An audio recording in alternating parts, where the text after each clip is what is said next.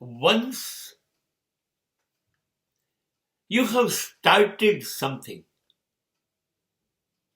then you want to stop it.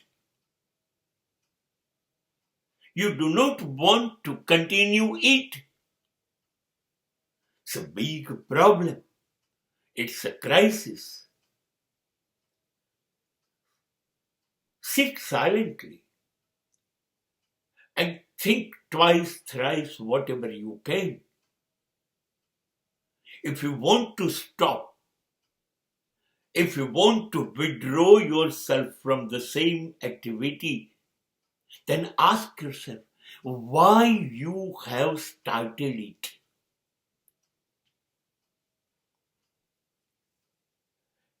કશુંક તમે શરૂ કર્યું, હવે મન નથી, હવે બંધ કરી દેવું છે, રોકાઈ જવું છે, હવે એમાં રસ નથી. મહેરબાની કરો, આ મનની સ્થિરતા નથી, આ નિર્ણય શક્તિ નથી. તમારી અંદર ભારોભાર કચાશ છે. તમને તમારી અંદર કોઈ ભરોસો નથી. તમે હવે વિશ્વાસપાત્ર વ્યક્તિત્વ નથી, શંકાસ્પદ વ્યક્તિત્વ છો. તમે નક્કી કર્યું કે આ કરવું છે અને તમે એમાં જોડાયા, શરૂ પણ કર્યું, અને હવે તમે નક્કી કરો છો આ નથી કરવું. આ તો તમારા ઉપર જ આરોપ છે.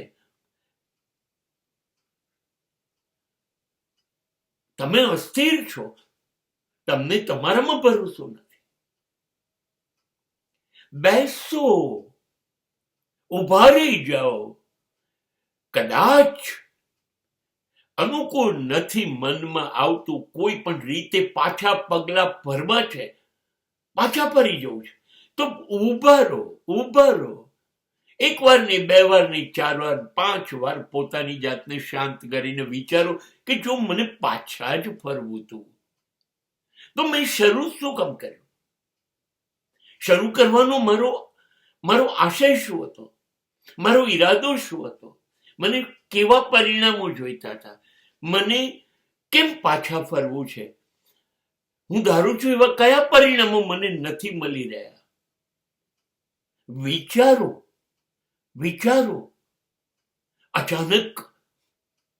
અચાનક તમને રસ્તો મળી આવશે. એનું કારણ છે તમે બંધ કરવા માટે જે નિર્ણય લીધો મંજૂર છે, પણ પોતાની જાતને પૂછો કે આ નિર્ણય હું શરૂ કર્યું ત્યારે પણ લઈ શક્યો હોત. હવે એકદમ શું થયું? તમારી મહેનત કાચી પડે છે, તમારો ઈરાદો ડગી કેમ ગયો? વિચારો અને પછી પરિપક્વતા આવે ત્યારે નિર્ણય લો. પાછા ખસી જવું. સમાજ શું વિચારશે એવું નહીં, લોકો શું વિચારશે એવું નહીં.